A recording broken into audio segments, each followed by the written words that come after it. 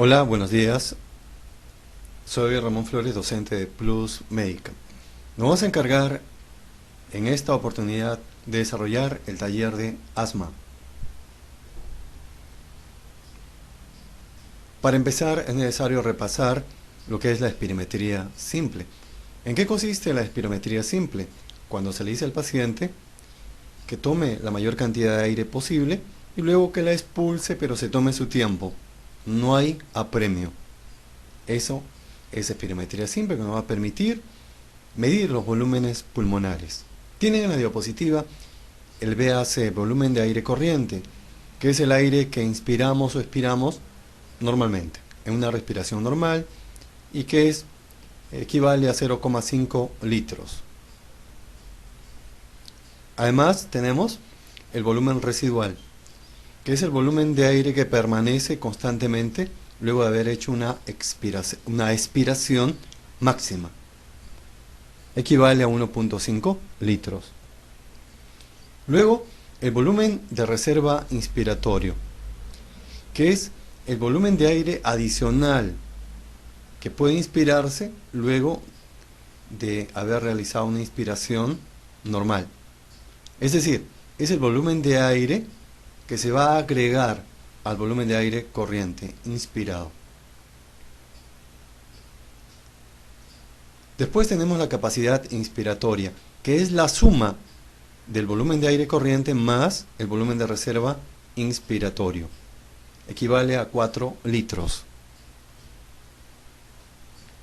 El volumen de reserva expiratorio es el volumen de aire adicional que se puede expirar en una expiración máxima.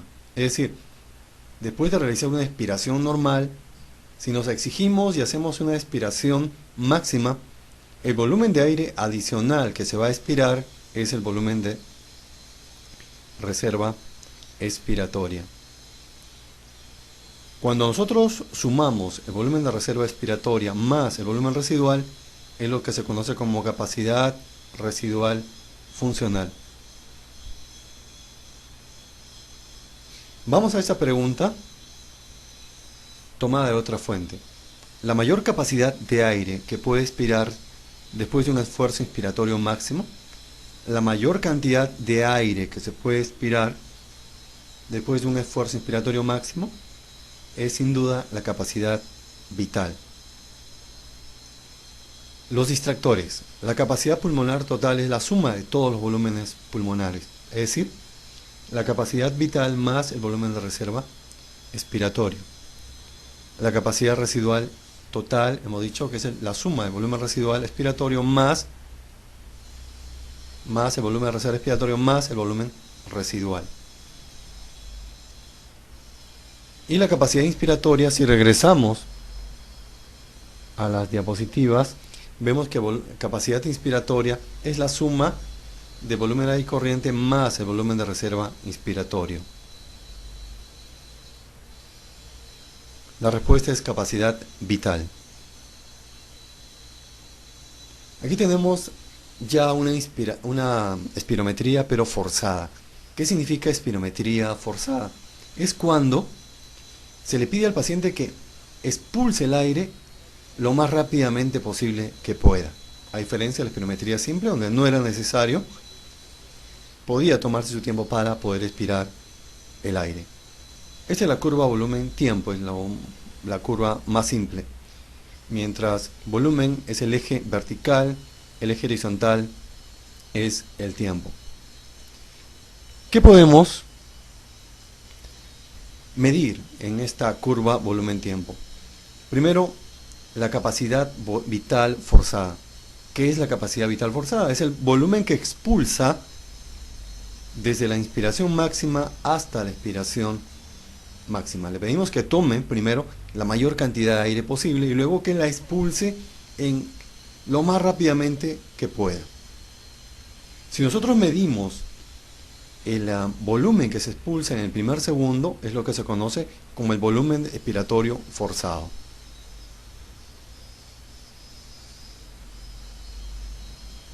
La relación entre ambos, entre el volumen expiratorio forzado en el primer segundo, entre la capacidad vital forzada, también se puede expresar en porcentaje. Porcentaje del valor mejor predicho. Aquí tenemos la curva flujo-volumen, que tiene dos mitades. Una mitad superior, que es mide los volúmenes expiratorios, y una mitad inferior que mide volúmenes, la relación flujo-volumen en la inspiración. Veamos la flecha verde y vayamos de derecha a izquierda. Partiendo de una expiración máxima, se le pide al paciente que inspire la mayor cantidad de aire posible. Y van a ver que se va a formar una U perfecta. Se parte de una expiración máxima, se llega hasta la inspiración máxima, es decir, hasta la capacidad pulmonar total. Es una U simétrica. Ya en la parte superior, se le va a pedir al paciente que expulse la mayor cantidad de aire en el menor tiempo. El pico de esta curva es lo que se conoce como volumen expiratorio forzado, que equivale al flujo expiratorio máximo. Y luego ya va a descender formando una pendiente, que es la que corresponde a la expiración del aire. Esta es la curva flujo-volumen.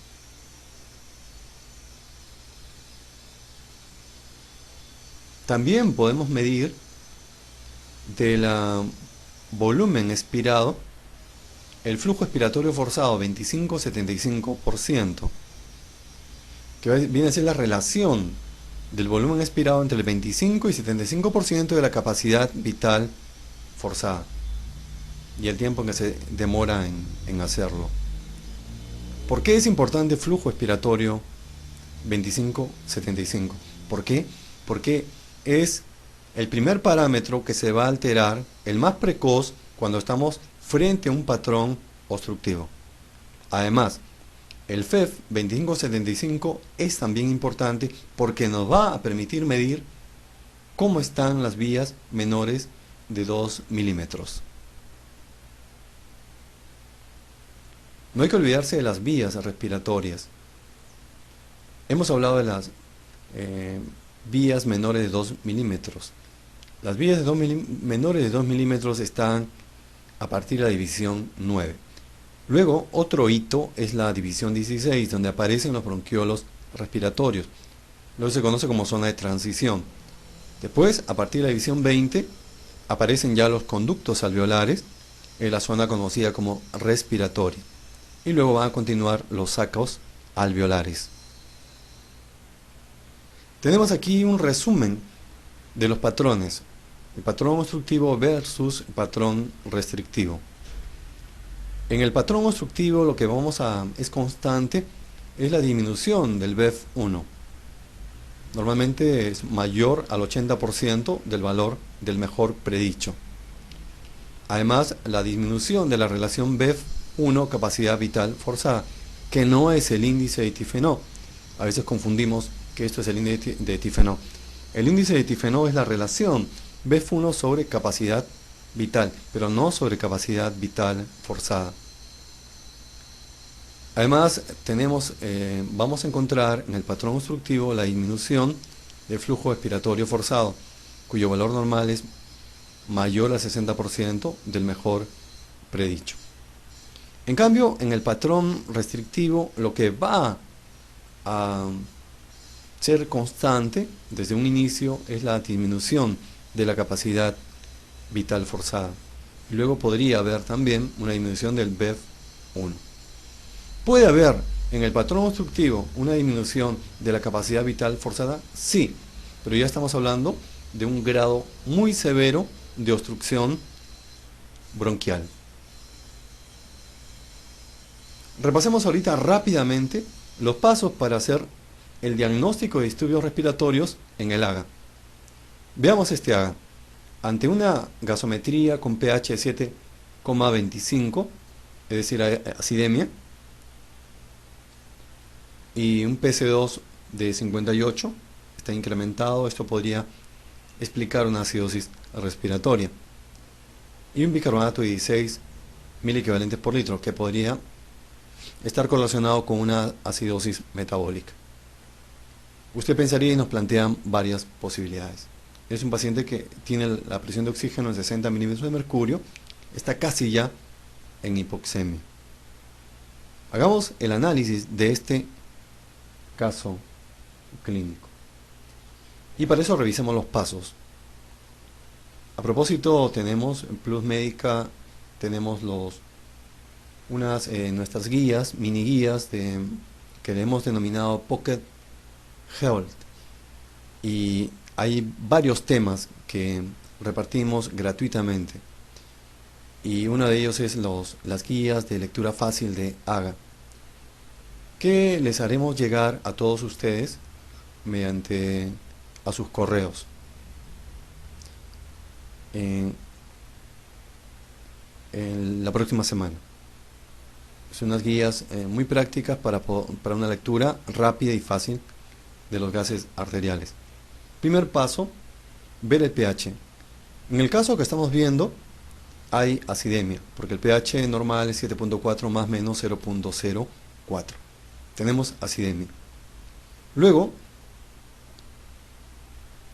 el segundo paso es determinar el disturbio primario, para lo cual vamos a correlacionar el pH con el bicarbonato y con el PCO2. Ya saben que el numerador es bicarbonato y el denominador es PCO2. Y vemos que en el caso del paciente, el PCO2 está en 58. El valor normal es 40 más menos 4. Hay un incremento del PCO2 que puede explicar una acidosis respiratoria. Luego veamos el bicarbonato, cuyo valor es normal es 24 más menos 2 y está disminuido. Y esto puede explicar una acidosis metabólica. Entonces, ¿cómo vamos a hacer para saber cuál es el disturbio primario? Esto es lo que les decía. Si está disminuido, cuando hay acidemia, cuando el pH está disminuido, vemos el numerador bicarbonato. Si está disminuido, eso explica una acidosis metabólica. Luego vemos el denominador PCO2. Si está aumentado, explica una acidosis respiratoria, como es el caso que estamos viendo. ¿Qué necesitamos para poder saber cuál es el disturbio primario? Ver el exceso de base. El exceso de base, valor normal va de menos 2 a más 2. Si el exceso de base está en un rango normal, el disturbio primario, ¿cuál es? Es respiratorio. Pero cuando está alterado, si es más positivo, será una alcalosis metabólica.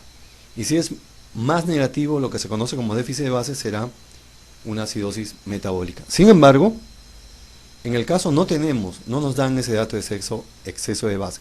Entonces, ¿qué hay que hacer en ese caso? Una aproximado para saber cuál es el disturbio primario es ver cuál se ha alterado más, si el PC2 o el bicarbonato. El PC2 ha aumentado 18 y el bicarbonato ha disminuido 8. Si lo consideramos de esta forma, entonces el disturbio primario es una acidosis respiratoria.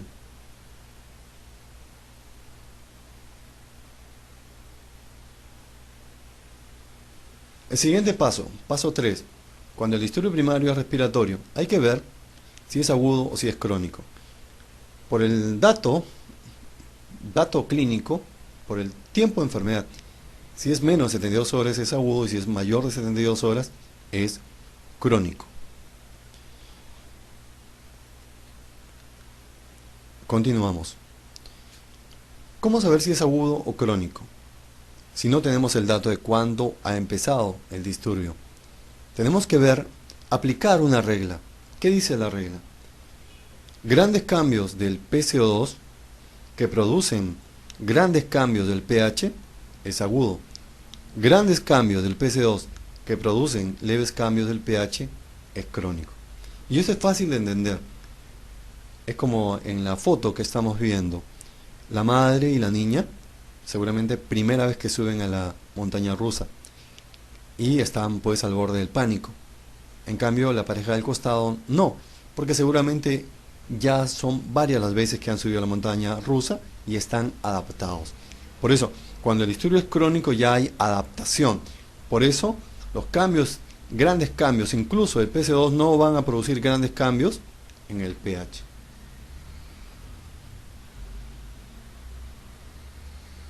Otra forma también es calcular el pH, determinar el pH calculado y ver si el pH medido se correlaciona o no con el pH calculado. Vemos que en el caso que estamos evaluando, el PC2 se ha incrementado en 18 y el pH ha disminuido 0.15. ¿Cuándo se dice que es un gran cambio el PC2? Cuando se incrementa por encima de 50. ¿Y cuándo se dice que es un gran cambio el pH? En este caso, una gran disminución cuando disminuye por debajo de 7.3. El cuarto paso y el último que vamos a ver en este momento es ver si hay un disturbio metabólico asociado. Vean, el pH está disminuido, hay una acidemia que se debe a un incremento del denominador PC2. ¿Qué debe ocurrir con el bicarbonato?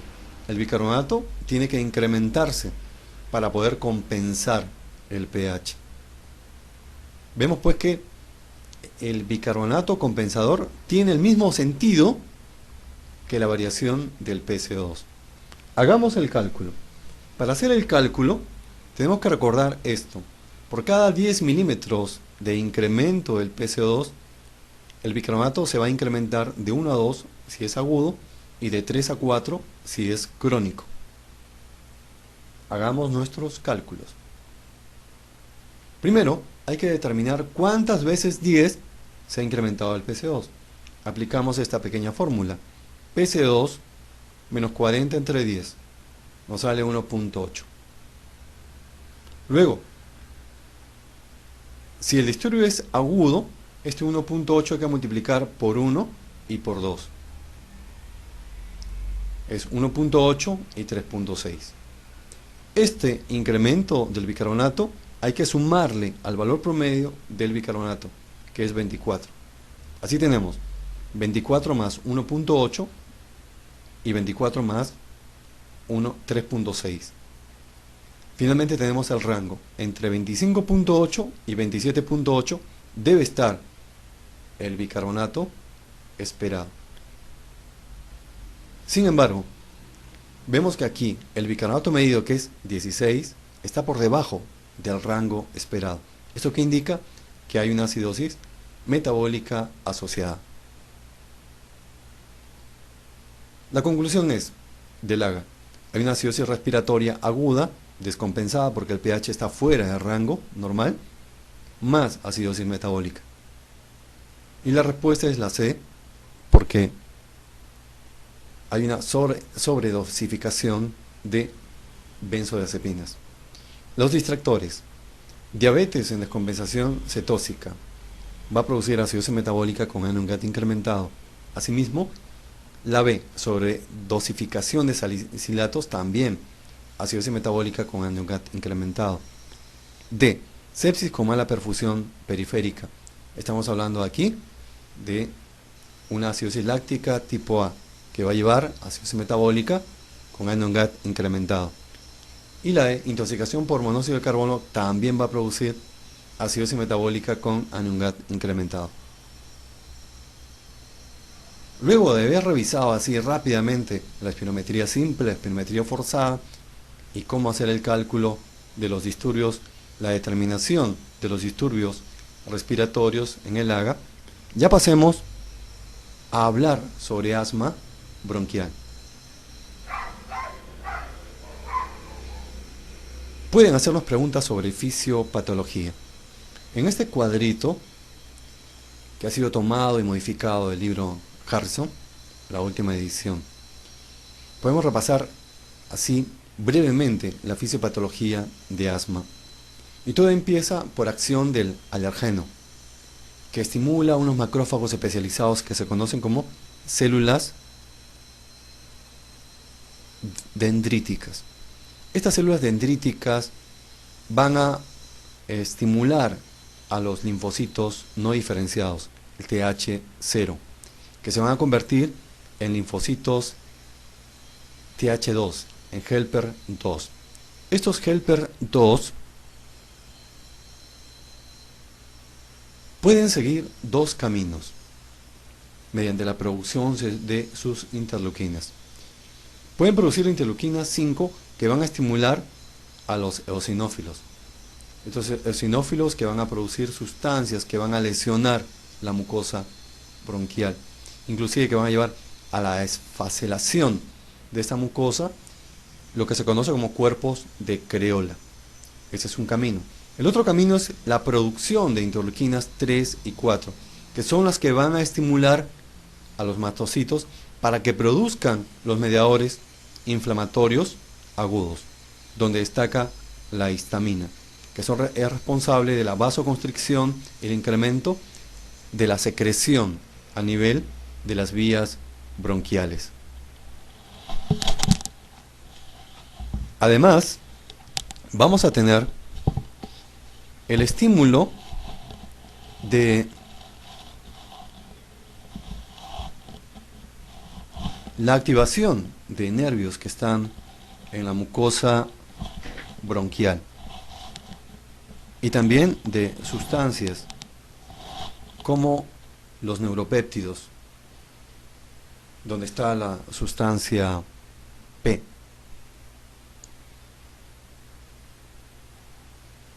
Que también van a contribuir a el proceso inflamatorio característico de asma bronquial.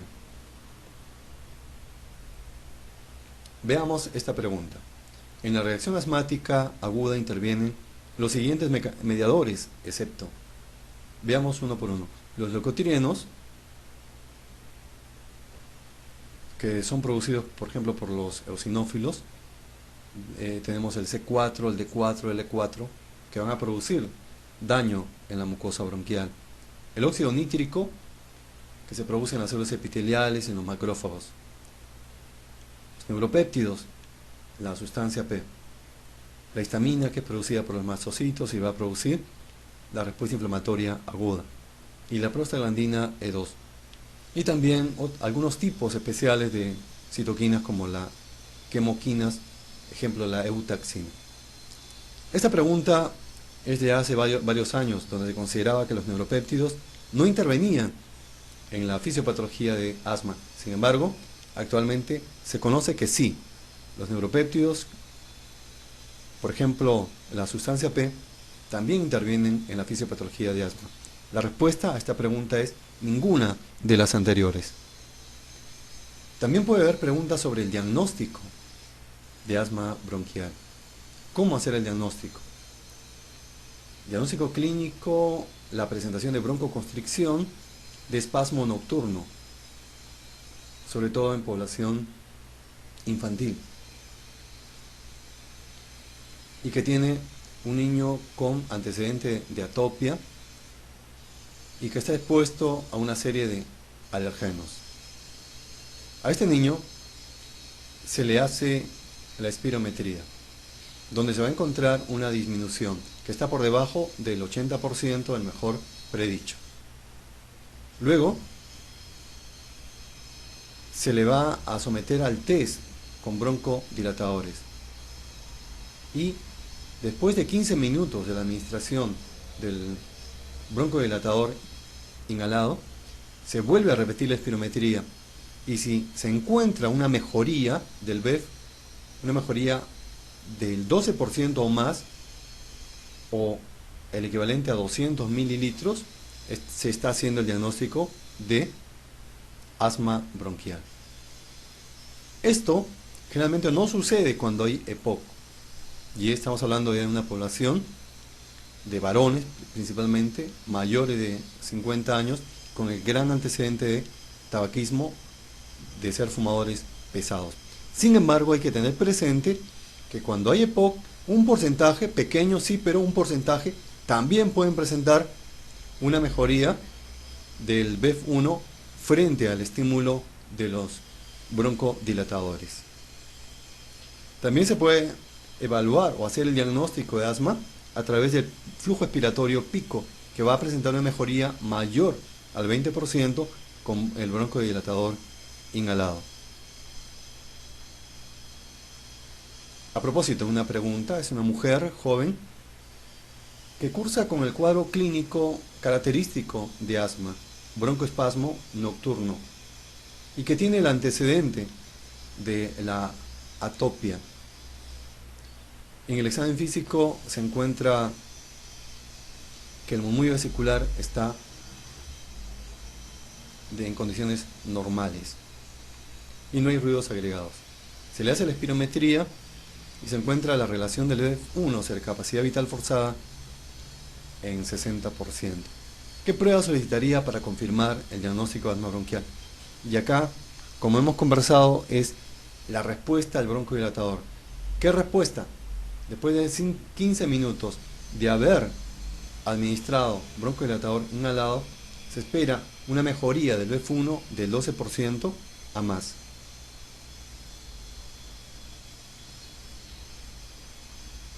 Actualmente, como se ha explicado en la clase teórica, se utiliza la clasificación según niveles de control.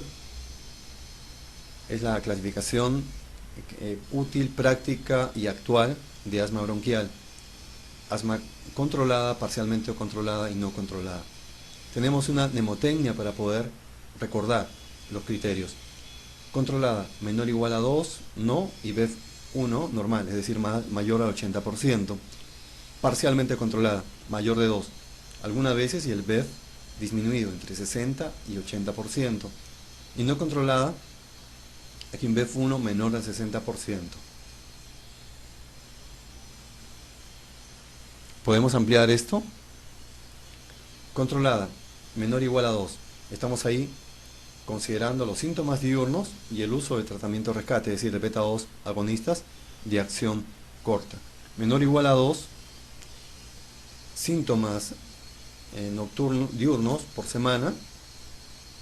Menor o igual a 2, síntomas o uso de tratamiento de rescate por semana. En cambio, en parcialmente controlada es mayor de 2. Más de 2 veces síntomas diurnos por semana, más de 2 veces el uso de tratamiento de rescate por semana. Y en la controlada, en la no controlada ya estamos hablando de diariamente. Sigamos con la controlada. No limita la actividad, no hay síntomas nocturnos y no hay exacerbaciones. Y el BEF1 es normal. La parcialmente controlada algunas veces limita la actividad funcional, algunas veces hay síntomas nocturnos y las exacerbaciones son también algunas veces, considerándose un número mayor o igual a una vez por año, y el BEF1 está entre 60 a 80%. No controlada. En la no controlada el BEF1 es menor a 60%, los síntomas diurnos son diarios y los nocturnos van a presentarse 3 o más veces por semana. Las equivalencias, aquí tienen las equivalencias, antes de la equivalencia los pasos para cada una de estos tipos de asma bronquial. El paso 1, paso 2 cuando es controlado, paso 3 para parcialmente controlada, paso 4 y 5 para no controlada. ¿Qué significan los pasos? Veamos así a vista de pájaro. Paso 1, utilizan solamente beta-2 agonistas de acción corta a demanda. Es el tratamiento de rescate. Paso 2, ya cuando se agrega corticoides inhalados a dosis bajas. También una alternativa son los modificadores de los leucotrienos. Paso 3. Y el paso 3 ya es a partir de el asma parcialmente controlada. ¿Qué significa paso 3?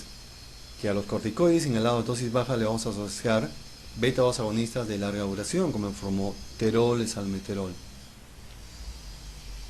Paso 4, ya 4 y 5 cuando es asma no controlada. Paso 4, al corticoide inhalado se incrementa la dosis y se mantiene su asociación con beta-2 agonista de acción prolongada. Y paso 5 ya vamos a indicar los corticoides sistémicos y también los antiinmunoglobulina E como el omalizumab. Esa es la clasificación antigua que la estoy considerando para poder comparar con los niveles de control, porque las preguntas que tenemos actualmente son según la severidad y no según niveles de control. Y también una mnemotecnia que también está en el manual de neumología, así que lo vamos a hacer brevemente. Intermitente, persistente leve, persistente moderado y persistente severo. Intermitente menor de 2. Síntomas diurnos por semana menor de 2 y síntomas nocturnos menor de 2 veces por mes. Persistente leve mayor de 2. Mayor de 2 veces por semana, mayor de 2 veces por mes los síntomas nocturnos.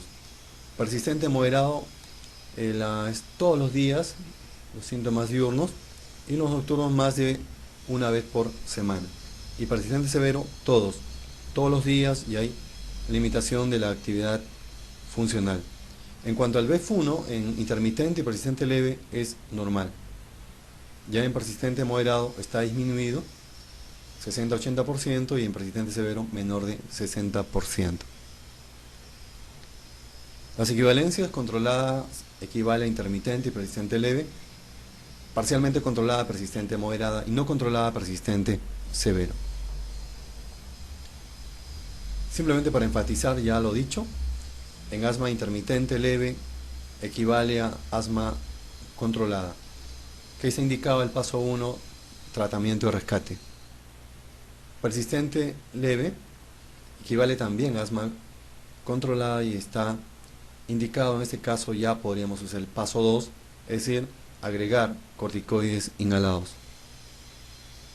Esta pregunta es un paciente joven que tiene diagnóstico de asma bronquial y presenta síntomas más de una vez por semana. Aquí utilizamos la mnemotecnia mayor de 2. Mayor igual a 2 síntomas diurnos por semana o mayor de 2 veces por mes los síntomas nocturnos. Estamos hablando de asma persistente leve, que equivale a decir asma controlada.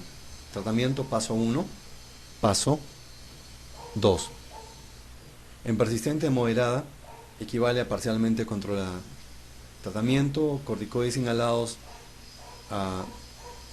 más beta 2 agonista de larga duración, es decir, paso 3. Y en este caso los corticoides inhalados utilizamos solamente dosis bajas. Varón de 25 años con diagnóstico de asma bronquial que tiene un BEF1 entre 60 y 80%. Ya el BEF1 es mucho más fácil para determinar el tipo de asma. En este caso es un asma parcialmente controlado o también lo que sería asma persistente moderado. Criterio para clasificar un cuadro como asma persistente moderado. Y la respuesta es la A: síntomas nocturnos mayor a una vez a la semana. Justo lo que acabamos de mencionar. Y esto equivale a un parcialmente controlado. ¿Qué tratamiento vamos a dar? Es el paso 3. Corticoides inhalados a dosis bajas más un beta 2 agonista de larga duración.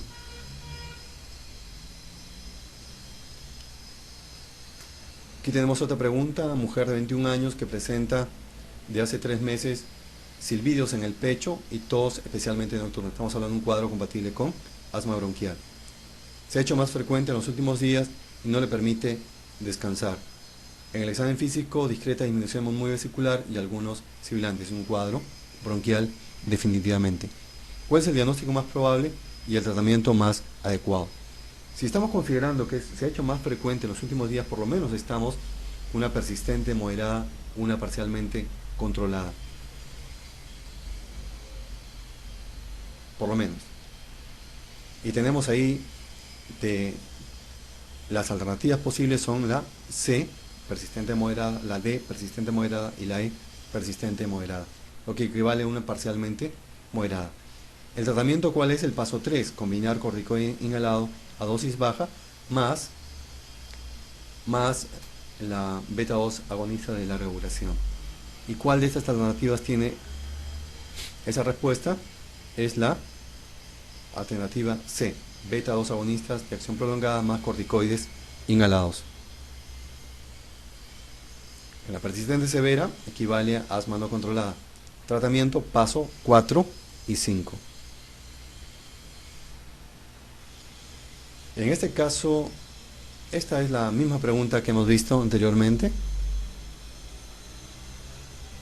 ¿Cuál es el tratamiento preventivo del asma? Sin duda es el uso de corticoides. La finalidad del corticoides es evitar la aparición de los síntomas, evitar las crisis. ¿Cuál de los siguientes hallazgos no es criterio de gravedad en crisis asmática? Trastorno de conciencia, presencia de sibilancia diseminada, cianosis, acidosis hipercápnica, presencia de pulso paraojal. De todas estas 5 alternativas, la que menos tiene validez para evaluar severidad es la presencia de sibilancia. Puede haber una crisis leve con abundantes sibilancias. Luego seguirá el pulso paraojal. En cambio, el trastorno de conciencia, cianosis y la acidosis hipercápnica son mejores indicadores de lo que es severidad en asma. Y vamos a terminar esta primera parte de este taller con esta muy buena pregunta del recetado médico del 2010. ¿Qué se puede presentar en una crisis de asma grave? Y ahí tienen las alternativas. Podemos ir descartando. Ya hemos visto que sibilancias es poco sensible y específica de severidad. Descartamos la B y descartamos la D. Nos quedan 2. La A, disnea y cianosis, y la C, disnea y bradicardia. Cianosis y bradicardia. Cianosis es un buen indicador de severidad. Es más, paciente asmático que tiene cianosis es necesario derivarlo a la unidad de shock trauma por el peligro que esto representa. En cambio, la bradicardia, si bien es cierto, es un signo de mal pronóstico, es un signo de severidad en los asmáticos, la frecuencia cardíaca es muy variable y depende de varios factores, lo que hace que no se considere un buen indicador de severidad. La respuesta es, por lo tanto, disnea y cianosis. Hemos terminado la primera parte de este taller de asma.